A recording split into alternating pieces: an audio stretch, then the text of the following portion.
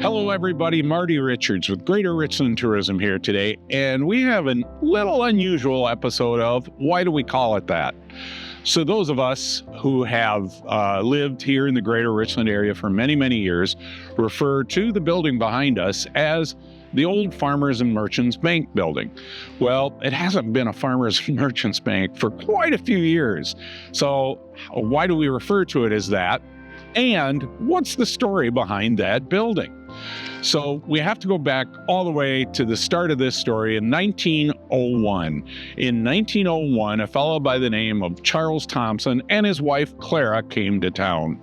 Charles Thompson was very important to the banking industry, or would become very important to the banking industry here in Richland Center.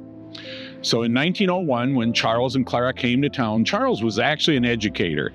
He came to work at the Richland County Normal College. The Normal College meaning that was where all teachers went to get their education to then become educators themselves.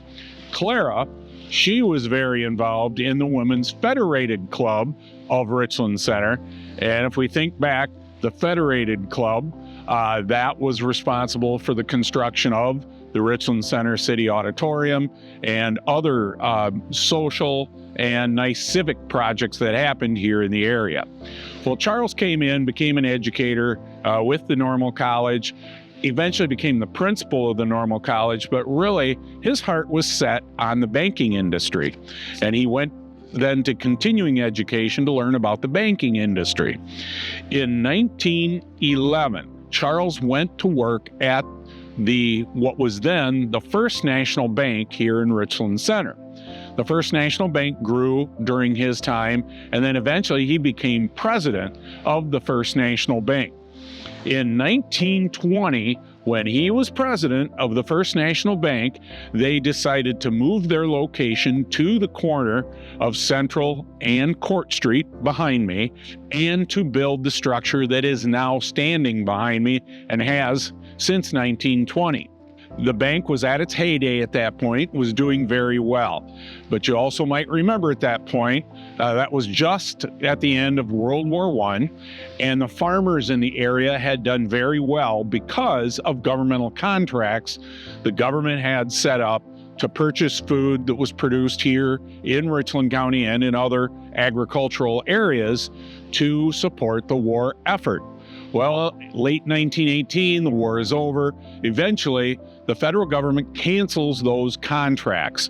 The First National Bank, standing behind me, was very well invested in many loans and local farmers to help support that effort as the agricultural efforts had grown.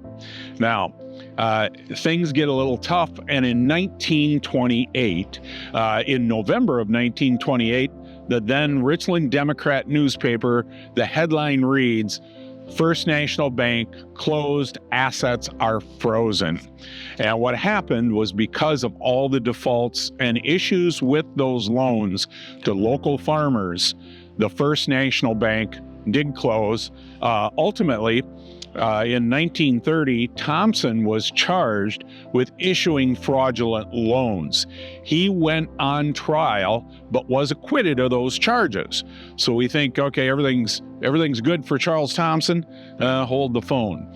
There were still federal charges of the same kind that he had to face as well. And in 1936, he was finally on trial for fraudulent loan practices and was acquitted of those charges as well. Well, what about the bank behind me? Well, the bank from 1928 to about 1935 was unoccupied. However, there was a growing another bank here in town called the Farmers and Merchants Bank that had been consistently growing, and finally in 1935 they purchased the bank behind me, and then for many, many years it was the Farmers and Merchants Bank here in Richland Center, and that is how it did get its name. Now, a little sad note concerning Charles Thompson. So Charles last faced those federal charges in 1936. He was acquitted of all charges, and quite honestly, at that point in time, it was just the beginning, in the 30s of the Depression, and there were a lot of bank failures at that point. And so really by 1936, they did understand that was just what the banking industry was going through. He was quickly acquitted of those federal charges. Sadly, Charles Thompson did then pass away just 2 years after he was acquitted of the last charges that he faced, and that was in 1938. So that is why we do call it, for many of the locals here, call that the old Farmers and Merchants Bank building. So for Greater Richland Tourism, I'm Marty Richards. Let's everybody have a great day.